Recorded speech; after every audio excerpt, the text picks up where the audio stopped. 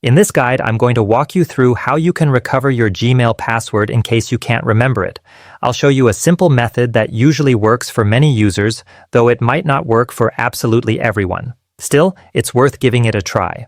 So, let's begin. Start by opening the Settings app on your phone. Once you're inside Settings, scroll down until you find Google, or you can simply use the search bar at the top to locate it.